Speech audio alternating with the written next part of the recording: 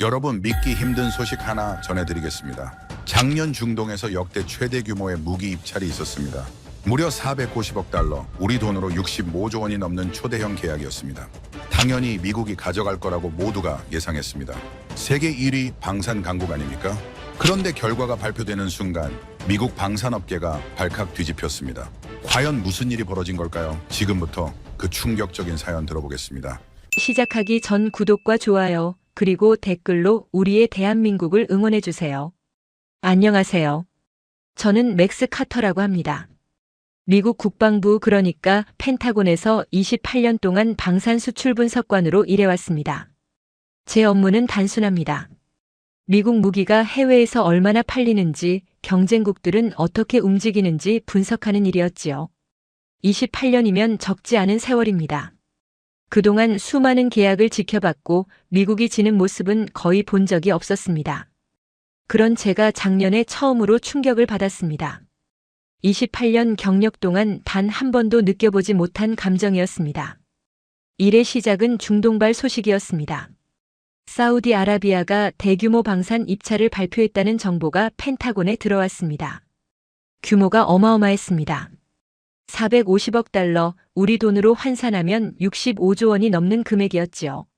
전투기부터 미사일 방어체계, 첨단 레이더 시스템까지 포함된 패키지 계약이었습니다. 이 정도 규모의 입찰이 열리면 전 세계 방산업계가 들썩입니다. 당연히 미국 업체들이 가장 먼저 움직였습니다. 저희 쪽에서는 사실 크게 긴장하지 않았습니다. 왜냐하면 사우디는 오랫동안 미국의 우방이었고 그동안 체결된 무기 계약의 대부분이 미국 업체들 차지였기 때문입니다. 그때 회의실 분위기가 아직도 생생합니다. 고위 관계자들이 모여 입찰 전략을 논의하는 자리였는데 다들 여유로운 표정이었습니다. 누군가 한국도 입찰에 참여한다는 정보를 흘렸을 때 회의실에 실소가 터져나왔습니다. 한국이라는 말에 아무도 긴장하지 않더군요. 저 역시 마찬가지였습니다. 솔직히 말씀드리면 그때까지 한국 방산을 제대로 분석해 본 적이 없었습니다. 관심 밖의 영역이었던 거지요. 미국 무기와 경쟁이 된다고 생각해 본 적 자체가 없었으니까요. 회의가 끝나고 사무실로 돌아오는 길에 동료 하나가 제게 물었습니다. 한국이 진짜 덤빌 것 같냐고요? 저는 웃으면서 고개를 저었습니다. 설마 그러겠느냐는 뜻이었습니다. 며칠 후 입찰 참가 업체 명단이 공식 발표되었습니다. 미국에서 3개 업체가 들어갔고 유럽에서 2개, 그리고 한국에서 1개 업체가 이름을 올렸습니다. 명단을 보면서 저는 속으로 생각했습니다. 한국이 여기서 뭘 할 수 있을까? 경험도 부족하고 중동과의 관계도 미국만 못한데. 펜타곤 내부에서는 이미 축배를 드는 분위기였습니다. 계약금 일부가 들어오면 어디에 쓸지 논의하는 사람들도 있었습니다. 그만큼 승리를 확신했던 겁니다. 저도 그 확신에 젖어 있었습니다. 28년 동안 쌓아온 경험이 그렇게 말하고 있었으니까요.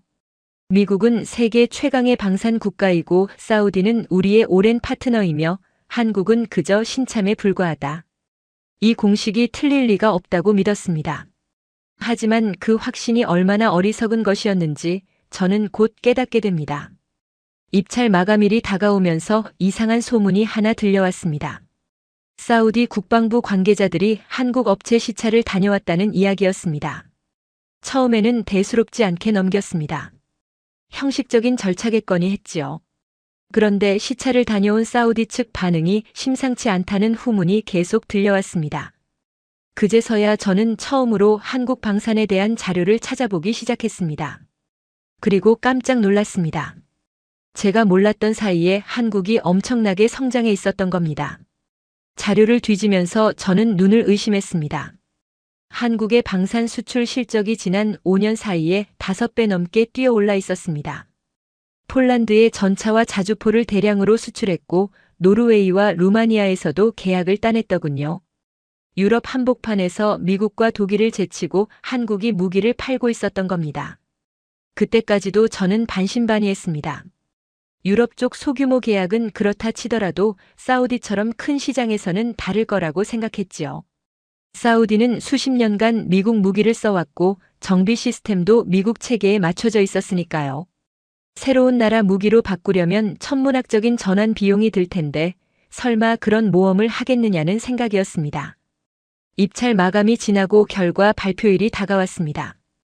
펜타곤 내부에서는 여전히 낙관적인 분위기가 흘렀습니다. 다만 저는 어딘지 모르게 불안했습니다. 사우디 측에서 한국 업체를 2번이나 더 방문했다는 정보가 들어왔기 때문입니다. 형식적인 절차라면 한 번으로 충분한데 3번씩이나 시차를 간다는 건 뭔가 심상치 않다는 신호였지요. 결과 발표 당일 저는 사무실에서 대기하고 있었습니다. 고위 관계자들은 따로 브리핑룸에 모여 있었고 저 같은 분석관들은 각자 자리에서 소식을 기다렸습니다. 점심시간이 조금 지났을 무렵 사우디 국방부가 공식 발표를 한다는 알림이 떴습니다. 저는 컴퓨터 화면을 주시했습니다. 사우디 국방부 공식 채널에서 발표문이 올라왔습니다. 아랍어로 된 문서라 자동 번역기를 돌렸지요. 번역된 문장들이 화면에 하나씩 뜨는데 3번째 문단쯤에서 저는 숨이 멎는 것 같았습니다. 대한민국이라는 글자가 보였습니다. 처음에는 오역인 줄 알았습니다. 번역기가 잘못 돌아간 거라고 생각했지요. 그래서 원문을 다시 확인했습니다. 하지만 틀림없었습니다. 사우디아라비아가 450억 달러 규모의 방산 계약 우선 협상 대상자로 한국을 선정했다는 내용이었습니다. 그 순간 사무실 여기저기서 탄식이 터져나왔습니다. 누군가는 욕설을 내뱉었고 누군가는 벌떡 일어나 어디론가 전화를 걸었습니다. 저는 그냥 화면만 멍하니 바라보고 있었습니다. 28년 동안 이런 일은 처음이었습니다. 미국이 중동 대형 입찰에서 진 것도 충격이었지만 하필 상대가 한국이라는 사실이 더 믿기 어려웠습니다. 얼마 지나지 않아 브리핑룸에서 고위 관계자들이 쏟아져 나왔습니다. 표정들이 하나같이 굳어 있었습니다. 복도에서 마주친 한 인사가 제게 한마디 던지더군요. 미쳤다고요. 도대체 어떻게 된 거냐고요. 저도 같은 심정이었습니다. 그날 오후 긴급 분석 회의가 소집되었습니다. 왜 졌는지 원인을 파악하라는 지시가 떨어진 겁니다. 회의실에 들어서니 분위기가 살벌했습니다. 누군가 책임을 져야 한다는 무언의 압박이 느껴졌지요. 회의는 혼란스러웠습니다. 한쪽에서는 사우디가 미국의 정치적 불만이 있어서 일부러 한국을 골랐다는 주장이 나왔습니다. 또 다른 쪽에서는 한국이 비정상적으로 낮은 가격을 제시해서 덤핑으로 따낸 거라는 분석을 내놓았습니다. 심지어 뒷거래가 있었을 거라는 음모론까지 흘러나왔습니다. 저는 조용히 듣고만 있었습니다. 솔직히 어느 주장에도 동의할 수 없었습니다. 사우디가 정치적 이유로 65조 원짜리 계약을 결정할 리가 없었고 단순히 가격만 싸다고 그 규모의 계약을 맡길 나라도 아니었으니까요. 회의가 끝난 후 저는 사무실에 남아서 사우디 측 발표문을 다시 꼼꼼히 읽어보았습니다. 그리고 눈에 띄는 대목을 발견했습니다. 사우디 국방장관의 코멘트가 첨부되어 있었는데 거기에 이런 문장이 있었습니다. 기술력과 납기 준수 능력을 종합적으로 평가한 결과라는 내용이었지요. 납기 준수 능력. 이 부분에서 저는 멈칫했습니다. 미국 방산업체들의 고질적인 문제가 바로 납기 지연이었거든요. 계약서에 3년이라고 적어놓고 실제로는 5년, 6년씩 걸리는 일이 비일비재했습니다. 저도 그 문제를 여러 번 보고서에 지적한 적이 있었지만 번번이 묵살당했지요. 설마 그게 결정적인 이유였을까? 저는 혼자 생각에 잠겼습니다. 그리고 한국 방산업체들의 납품 기록을 찾아보기 시작했습니다. 놀라운 사실이 드러났습니다. 한국은 계약한 날짜를 거의 정확히 지키고 있었습니다. 심지어 예정보다 일찍 납품한 사례도 여러 건이었습니다. 폴란드에 전차를 수출할 때도 계약 후 6개월 만에 첫 물량을 보냈다는 기록이 있었습니다. 미국이나 독일이었다면 최소 2년은 걸렸을 일이었지요. 어떻게 이런 속도가 가능한지 이해가 되지 않았습니다. 그날 밤 저는 퇴근을 하지 못했습니다. 자료를 파고 또 파면서 한국 방산의 실체를 파악하려고 했습니다. 알면 알수록 놀라운 사실들이 튀어나왔습니다. 한국은 단순히 값싼 무기를 파는 게 아니었습니다. 기술력에서도 이미 상당한 수준에 올라 있었습니다. 새벽이 되어서야 저는 자리에서 일어났습니다. 창밖으로 워싱턴의 불빛이 희미하게 보였습니다. 그때 저는 처음으로 인정했습니다. 우리가 진 게 아니라 한국이 이긴 거라고요. 운이 아니라 실력이었다고요. 하지만 펜타곤 내부에서는 그런 냉정한 분석을 받아들일 분위기가 아니었습니다. 다음 날부터 전혀 다른 방향의 논의가 시작되었거든요. 한국을 인정하는 대신 무너뜨리자는 쪽으로 분위기가 흘러갔습니다. 그리고 저는 그 과정을 지켜보면서 점점 더 불안해졌습니다. 뭔가 크게 잘못되고 있다는 느낌이 들었습니다. 입찰 패배 이후 펜타곤 분위기가 급격히 험악해졌습니다. 고위층 사이에서 대책 회의가 연일 이어졌고 방산업체 로비스트들이 수시로 드나들었습니다. 저 같은 실무 분석관은 회의에 직접 참석하지 못했지만 어떤 논의가 오가는지 소문으로 들을 수 있었습니다. 가장 많이 나온 이야기가 부품 문제였습니다. 한국 방산업체들이 만드는 무기에는 미국산 핵심 부품이 상당수 들어간다는 점에 주목한 겁니다. 특히 정밀 유도 장치와 일부 항공 전자 장비는 미국 기술에 의존하고 있었지요. 이걸 끊어버리면 한국이 사우디에 납품을 못하게 된다는 계산이었습니다. 처음 그 얘기를 들었을 때 저는 귀를 의심했습니다. 설마 그런 식으로 나가겠느냐고 생각했지요. 국가 간 신뢰 문제도 있고 국제 무역 규범에도 어긋나는 일이었으니까요. 하지만 분위기는 점점 그쪽으로 기울어갔습니다. 며칠 후 공식적인 조치가 내려왔습니다. 국방부가 특정 품목에 대해 수출 재검토 명령을 발동한 겁니다. 표면적인 이유는 기술 보안 점검이었지만 실제 목적이 뭔지는 누구나 알 수 있었습니다. 한국 업체에 들어가는 핵심 부품 3가지가 그 목록에 포함되어 있었거든요. 그날 로비스트 한 명이 복도에서 대화하는 걸 우연히 들었습니다. 그가 누군가에게 자신만만하게 말하더군요. 부품 없으면 납품 못한다. 길어야 이틀이면 계약이 날아간다고요. 그 목소리에 담긴 확신이 아직도 기억납니다. 저는 불편했습니다. 경쟁에서 지면 실력을 키워서 다시 도전하는 게 정상 아닙니까? 그런데 지금 벌어지고 있는 일은 경쟁이 아니라 방해였습니다. 비열하다는 생각이 들었지만 저 혼자 뭘 어쩔 수 있는 상황이 아니었지요. 부품 수출이 막히자 한국 측에서 반응이 왔습니다. 공식 항의가 접수되었다는 소식이 들렸습니다. 한국 정부가 강력히 유감을 표명했고 부당한 조치라고 비판했다더군요. 하지만 펜타곤 내부에서는 오히려 그 반응을 보고 좋아하는 분위기였습니다. 당황하고 있다는 증거라고 해석한 겁니다. 저는 조용히 상황을 지켜보았습니다. 한국이 어떻게 대응할지 궁금했습니다. 솔직히 말하면 그때까지도 저는 한국이 버틸 수 있을 거라고 생각하지 않았습니다. 미국산 부품을 단기간에 대체하는 건 불가능에 가까운 일이었으니까요. 이틀이 지났습니다. 아무 일도 일어나지 않았습니다. 한국 측에서 계약 포기 선언이 나올 거라던 예측과 달리 어떤 소식도 들려오지 않았습니다. 사흘이 지나고 나흘이 지나도 마찬가지였습니다. 펜타곤 내부에서 의아해하는 목소리가 나오기 시작했습니다. 왜 아무 반응이 없느냐는 거였지요. 누군가는 한국이 물밑에서 협상을 시도하고 있을 거라고 추측했습니다. 곧 손 들고 나올 거라는 전망이 여전히 우세했습니다. 그런데 일주일쯤 지났을 때 예상치 못한 소식이 날아들었습니다. 한국 방산업체가 사우디에 정상적으로 납품 일정을 통보했다는 정보였습니다. 예정대로 진행한다는 내용이었지요. 저는 그 소식을 듣고 처음에는 허세라고 생각했습니다. 부품이 없는데 어떻게 납품을 한다는 건지 이해가 안 됐으니까요. 그런데 추가 정보가 들어오면서 상황이 명확해졌습니다. 한국이 자체 기술로 부품을 대체했다는 겁니다. 미국산 부품 3가지를 국산으로 바꿔서 제품을 완성했다는 소식이었습니다. 그것도 고작 일주일 만에요. 특히 핵심이 된 건 삼성의 반도체였습니다. 미국이 끊어버린 정밀 유도 장치용 칩을 삼성이 대체한 거였지요.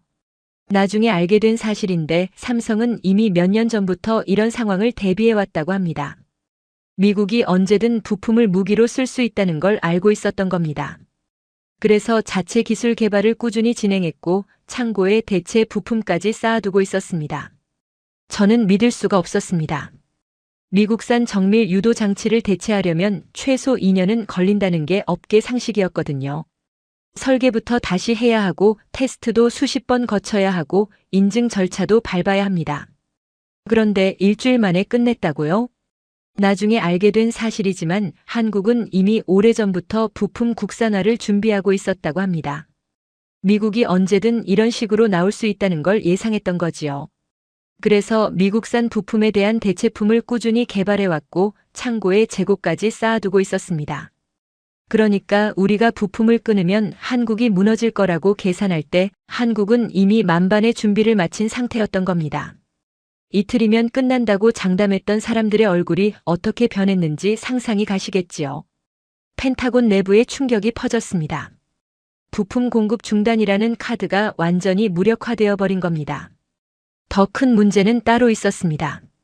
이 사건이 외부에 알려지면서 미국의 이미지가 크게 손상되기 시작했습니다. 사우디 측 반응이 특히 뼈아팠습니다. 그들은 공식 석상에서 미국보다 한국이 더 신뢰할 수 있는 파트너라는 발언을 했습니다. 어려운 상황에서도 약속을 지키는 나라라고 했지요. 반면 미국은 동맹국에게도 이런 식으로 압박을 가하는 나라라는 인식이 퍼져갔습니다. 저는 그때 깨달았습니다. 우리가 한국을 무너뜨리려다가 오히려 우리 신뢰가 무너졌다는 걸요. 28년 경력 동안 이렇게 어이없는 상황은 처음이었습니다. 한국이 부품 대체에 성공했다는 소식은 펜타곤 내부에 큰 파장을 일으켰습니다. 하지만 공식적으로 이를 인정하는 분위기는 아니었습니다. 일부에서는 여전히 한국산 대체 부품의 품질이 떨어질 거라는 주장을 폈습니다. 오래 못 간다, 곧 문제가 터진다. 그런 식의 희망 섞인 예측이 나돌았지요. 저 역시 그 가능성을 완전히 배제하지는 않았습니다. 아무리 빨리 만들었다 해도 급조한 부품이 미국산 정품과 같은 성능을 낼 수 있을지 의문이었으니까요. 시간이 지나면 결함이 드러날 수도 있다고 생각했습니다. 그런데 시간이 지날수록 그런 기대는 무너져갔습니다.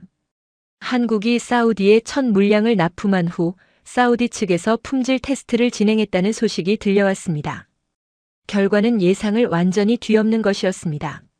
사우디 국방부가 자체 평가 보고서를 내부적으로 공유했는데 그 내용이 펜타곤에도 입수되었습니다. 한국산 장비의 성능이 기대치를 상회한다는 평가였습니다. 특히 국산화된 부품들이 오히려 기존 미국산보다 일부 항목에서 더 나은 수치를 기록했다는 대목이 있었지요. 저는 그 보고서를 읽으면서 복잡한 심경이 들었습니다. 한편으로는 충격이었고 다른 한편으로는 어딘가 통쾌한 느낌도 있었습니다. 미국이 방해 공작을 펼쳤는데 그게 오히려 한국의 기술력을 증명하는 계기가 되어버린 셈이니까요. 사우디 측의 반응은 갈수록 한국에 우호적으로 변해갔습니다. 국방장관이 직접 한국을 방문했다는 소식도 들렸습니다. 양국이 추가 협력 방안을 논의했고 사우디가 한국과 장기 파트너십을 맺겠다는 의향을 밝혔다더군요. 이쯤 되자 펜타곤 내부에서도 분위기가 미묘하게 바뀌기 시작했습니다. 여전히 공식적으로 한국을 인정하는 발언은 나오지 않았지만 암묵적으로 실패를 인정하는 듯한 침묵이 흘렀습니다. 더 이상 부품 카드를 거론하는 사람이 없어졌지요. 그런데 상황은 여기서 끝나지 않았습니다. 사우디 것만 해도 충분히 충격적이었는데 비슷한 일이 다른 곳에서도 연달아 터지기 시작했거든요. 얼마 후 폴란드에서 소식이 왔습니다. 폴란드가 추가 방산 계약을 발표했는데 이번에도 한국이 수주했다는 내용이었습니다. 새로운 방공 시스템 도입 계약이었는데 미국과 독일을 제치고 한국이 선정되었다는 겁니다. 뒤이어 노르웨이에서도 비슷한 소식이 들려왔습니다. 해군 함정용 무장체계 입찰에서 한국 업체가 최종 협상 대상자로 선정되었다고 했습니다. 그리고 아랍에미리트에서도 한국과 대규모 방산 협력을 논의 중이라는 정보가 입수되었지요. 패배가 연속으로 이어지자 펜타곤 내부에 긴장감이 감돌았습니다. 처음에는 사우디건을 이례적인 사건으로 치부하려는 분위기가 있었는데 이제는 그럴 수 없게 되었습니다. 분명한 추세가 나타나고 있었으니까요. 한국이 세계 방산 시장에서 미국의 자리를 빠르게 잠식해가고 있었습니다. 저는 그때 수치를 직접 계산해 보았습니다. 지난 5년간 미국의 유럽 지역 방산 수출 점유율이 18% 하락한 반면 한국은 340% 상승했습니다. 물론 출발점이 낮았기 때문에 상승률이 커 보이는 측면도 있었지만 추세 자체가 심상치 않은 건 분명했습니다. 저는 상관에게 보고서를 올렸습니다. 현재 상황에 대한 객관적 분석과 함께 원인을 규명할 필요가 있다는 의견을 담았지요. 그때까지도 펜타곤 내부에서는 왜 한국이 이기는지에 대한 진지한 분석이 없었거든요. 그저 가격이 싸서 그렇다, 정치적 이유다, 이런 피상적인 이야기만 맴돌았습니다. 저는 더 깊이 파고들어야 한다고 생각했습니다. 한국이 대체 뭘 다르게 하길래 이런 결과가 나오는 건지 알아야 대응도 할 수 있으니까요. 그런 취지로 보고서를 작성했는데 반응은 싸늘했습니다. 상관은 제 보고서를 읽더니 고개를 가로저었습니다. 지금 분위기에 이런 내용을 올리면 곤란하다는 거였지요.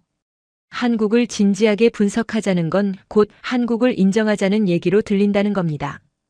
그건 받아들일 준비가 안 됐다고 했습니다. 저는 답답했습니다. 눈앞에서 계속 지고 있는데 왜 지는지도 분석 안 하고 어떻게 이기겠다는 건지 이해가 안 됐습니다. 하지만 조직 내에서 혼자 다른 목소리를 내기란 쉽지 않았습니다. 저도 28년을 버텨온 사람이었고 남은 경력을 무사히 마무리하고 싶은 마음이 없지 않았으니까요. 그때 제 안에서 갈등이 시작되었습니다. 진실을 말해야 하는지 아니면 조용히 있어야 하는지, 28년 경력을 걸고 사실대로 보고할 것인지 아니면 분위기에 맞춰 입을 다물 것인지 쉽게 결정할 수 있는 문제가 아니었습니다. 갈등은 계속되었지만 현실은 기다려주지 않았습니다. 한국의 약진은 멈추지 않았고 미국의 패배는 쌓여갔습니다. 그 무렵 새로운 소식이 들려왔습니다.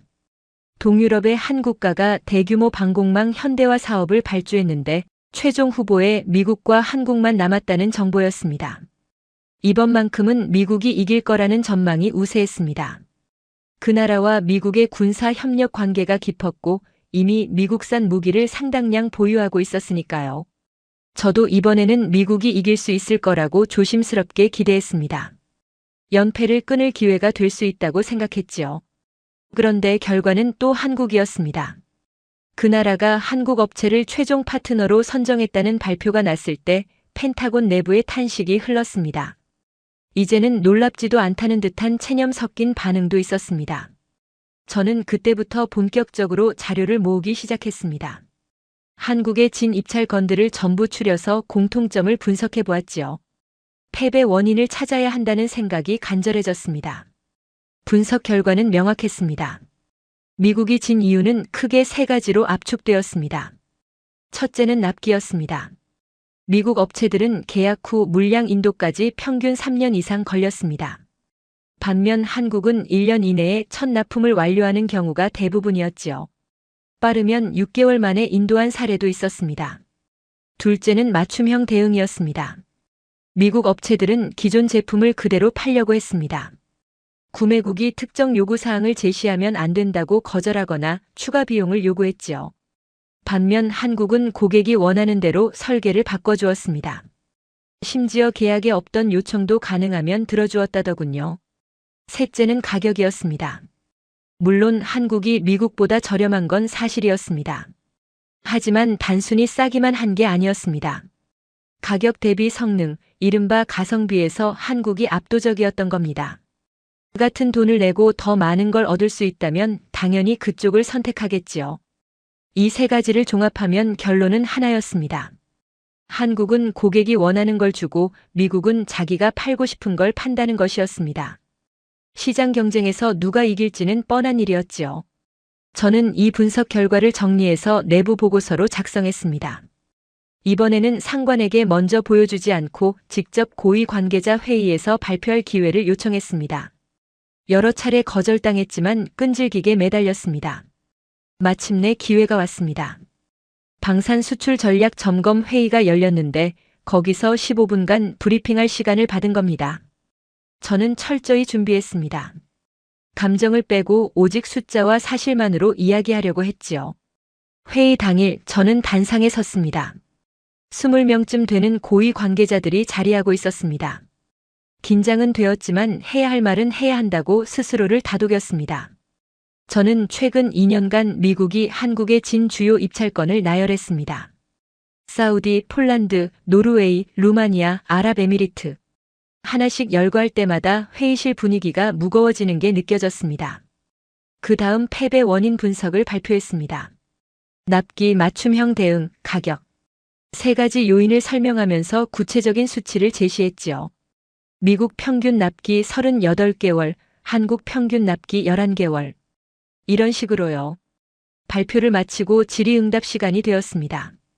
잠시 침묵이 흐르더니 한 고위 인사가 물었습니다. 그래서 결론이 뭐냐고요? 한국을 인정하자는 건지, 미국이 졌다고 선언하자는 건지. 저는 대답했습니다. 인정하자는 게 아니라 분석하자는 겁니다. 왜 지는지 알아야 이길 수 있다고요. 지금 우리는 왜 지는지도 모르면서 계속 싸우고 있습니다. 이대로는 계속 질 수밖에 없다고요. 회의실이 술렁거렸습니다. 누군가는 고개를 끄덕였고 누군가는 인상을 찌푸렸습니다. 저는 어떤 반응이 나오든 할 말은 다 했다는 생각이 들었습니다. 회의가 끝난 후 상관이 저를 불렀습니다. 표정이 복잡해 보였습니다. 저에게 한마디 하더군요. 용기 있었다고요. 근데 조심하라고요. 이런 발표를 좋아하지 않는 사람들이 있다고요. 저는 알고 있었습니다. 하지만 후회는 없었습니다. 28년 동안 이 조직에 있으면서 처음으로 진짜 중요한 말을 한 느낌이었으니까요. 회의 발표 이후 저에 대한 시선이 달라졌습니다. 어떤 사람들은 피하고 어떤 사람들은 일부러 찾아와서 격려해 주었습니다. 조직 내에서 제가 논쟁적인 인물이 되어버린 거지요. 며칠 후 뜻밖의 연락이 왔습니다. 국방장관실에서 저를 부른다는 거였습니다. 28년 경력 동안 장관실에 불려간 건 손에 꼽을 정도였습니다. 심장이 빠르게 뛰었습니다. 좋은 일인지 나쁜 일인지 가늠이 안 됐습니다. 장관실에 들어서니 국방장관이 직접 기다리고 있었습니다. 옆에 비서관 2명이 배석한 상태였지요. 저는 긴장한 채로 자리에 앉았습니다. 장관이 먼저 입을 열었습니다. 지난 회의에서 발표한 내용을 보았다고요. 솔직했다고요. 그리고 제게 질문을 던졌습니다. 정말 우리가 한국한테 계속 질 거라고 생각하느냐고요.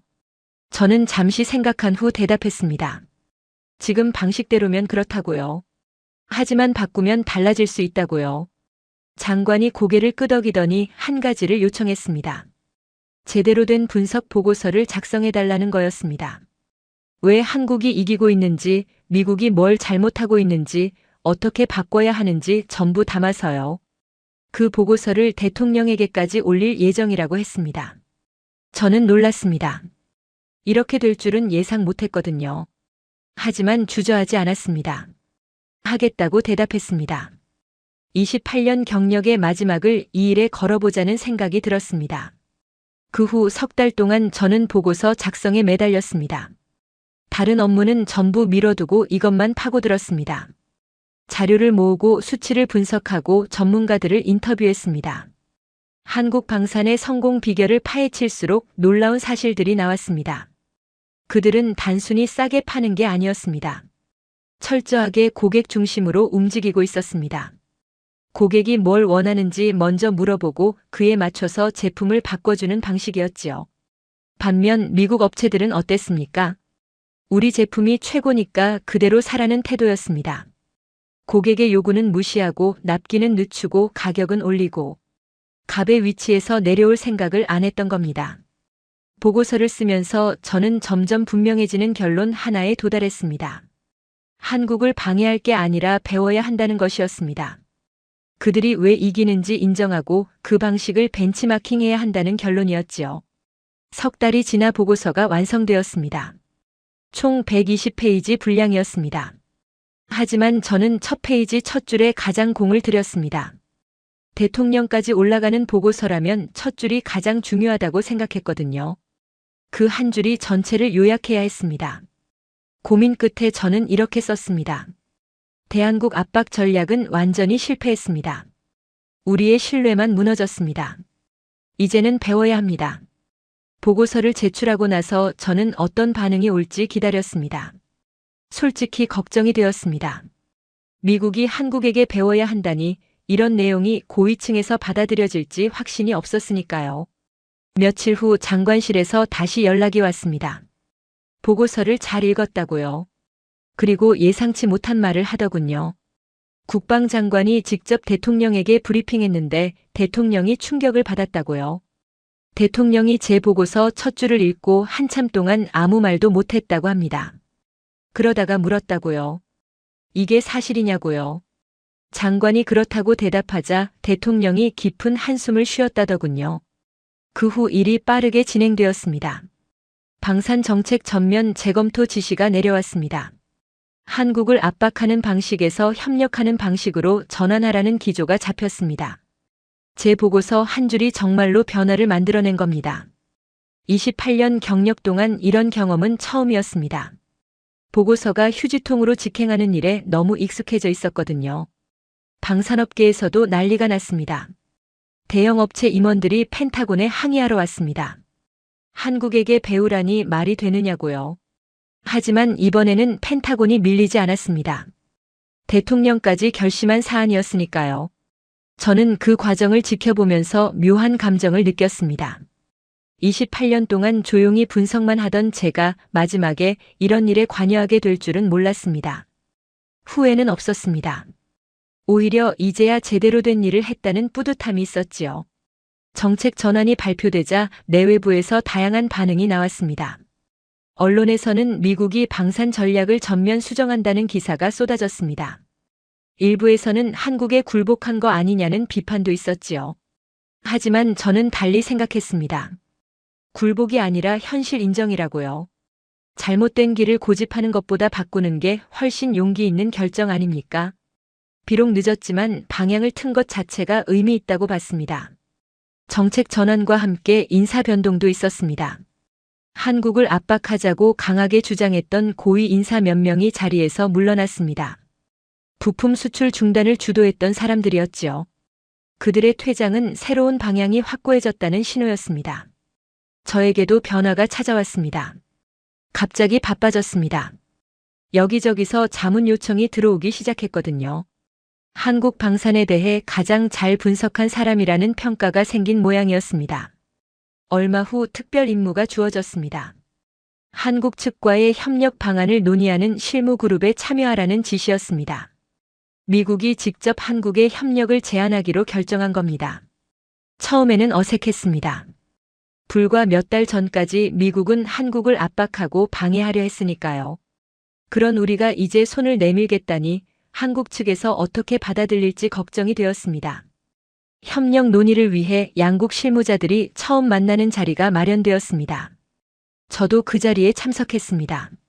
한국 측에서 10명쯤 왔는데 그들의 표정이 인상적이었습니다. 경계심도 있었지만 기대감도 엿보였습니다. 미국 측 대표가 먼저 발언했습니다.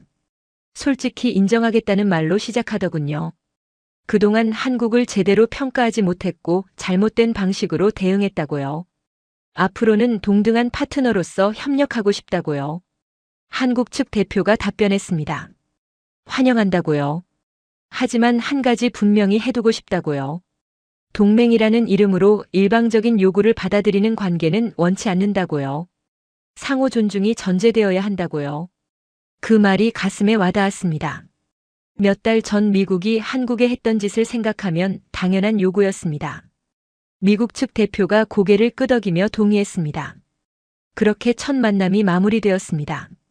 그 후 실무 협의가 여러 차례 이어졌습니다. 양측이 협력할 수 있는 분야를 논의하고 구체적인 방안을 조율했지요.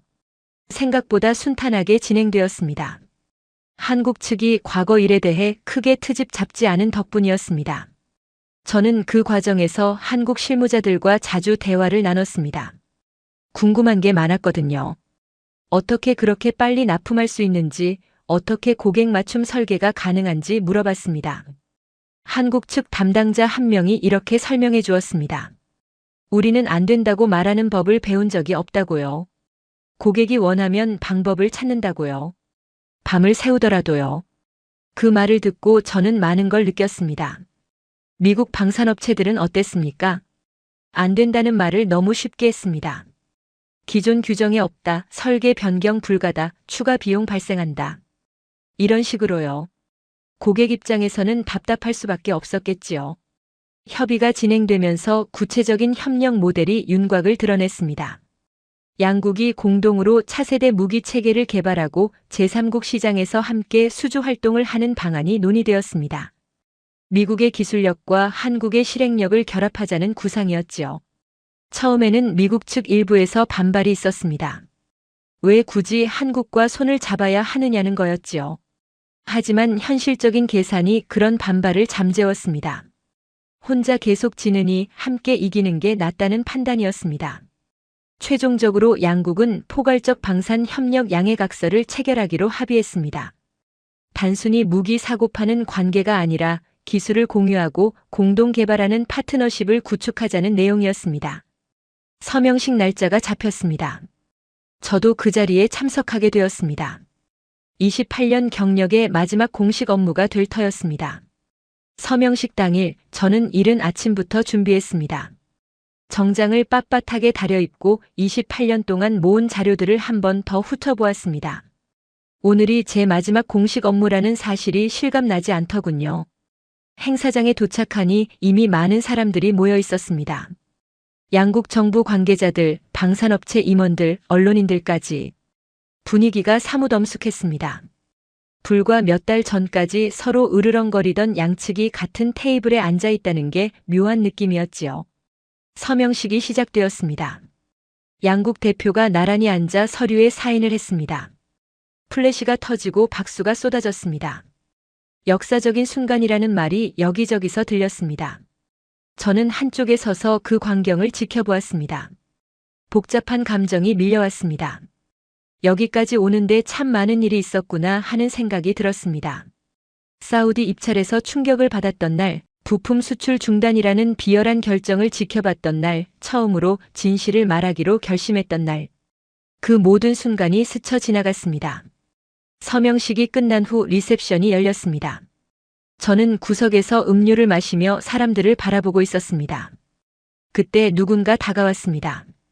한국 측 실무대표였습니다. 그가 제게 악수를 청하더니 한마디 하더군요. 카터 분석관의 보고서 덕분에 여기까지 올 수 있었다고요. 그 보고서 첫 줄이 정말 인상적이었다고요. 저는 머쓱하게 웃었습니다. 그냥 사실을 쓴 것뿐이라고 대답했습니다. 그분이 고개를 저으며 말하더군요. 사실을 쓰는 게 얼마나 어려운 일인지 안다고요. 특히 자기 조직에 불리한 사실을 쓰는 건 더더욱요. 그 말이 맞았습니다. 28년 동안 펜타곤에서 일하면서 저는 수많은 보고서를 썼습니다. 하지만 대부분은 윗사람들이 듣고 싶어하는 말을 담은 것들이었지요. 진짜 문제를 지적하는 보고서는 거의 빛을 보지 못했습니다. 이번에는 달랐습니다. 불편한 진실을 있는 그대로 썼고 그게 받아들여졌습니다. 28년 만에 처음으로 제대로 된 일을 한 기분이었습니다. 리셉션이 끝나갈 무렵 국방장관이 저를 불렀습니다. 잠깐 따로 얘기하자고요. 조용한 곳으로 이동했습니다. 장관이 제게 감사 인사를 했습니다. 보고서가 큰 역할을 했다고요. 그 덕분에 정책 방향을 제대로 잡을 수 있었다고요. 그러면서 한 가지 제안을 하더군요. 은퇴하지 말고 계속 일해보지 않겠느냐고요. 한미방산협력자문위원회가 새로 만들어지는데 거기서 일해달라고요. 경험과 식견이 필요하다고요. 저는 잠시 생각했습니다. 솔직히 은퇴하고 쉬고 싶은 마음도 있었습니다. 28년이면 충분히 일했으니까요. 하지만 다른 생각도 들었습니다. 이제 막 새로운 협력이 시작되는데 여기서 빠지면 아쉬울 것 같다는 생각이요. 결국 수락했습니다. 조금 더 일해보기로 했습니다. 새로운 시작을 함께하고 싶었습니다. 지금 저는 자문위원으로서 양국 협력 프로젝트에 참여하고 있습니다. 매일이 바쁘지만 보람 있습니다. 과거에는 한국을 어떻게 이길까 고민했는데 이제는 한국과 어떻게 함께 이길까를 고민합니다. 완전히 다른 일이 되었지요. 28년 경력 동안 배운 게 하나 있다면 이겁니다. 인정할 건 인정해야 한다는 것. 상대가 나보다 나은 점이 있으면 솔직히 인정하고 배워야 합니다. 그게 진짜 강해지는 길입니다. 오늘 사연은 여기까지입니다. 한국 무시한 미국, 결국 무릎 꿇은 스토리 어떠셨나요? 사연의 주인공에게 응원의 댓글을 남겨주세요. 지금까지 감동정거장에서 사연 전해드렸습니다. 사연이 마음에 드셨다면 좋아요와 구독 부탁드립니다. 시청해주셔서 감사합니다.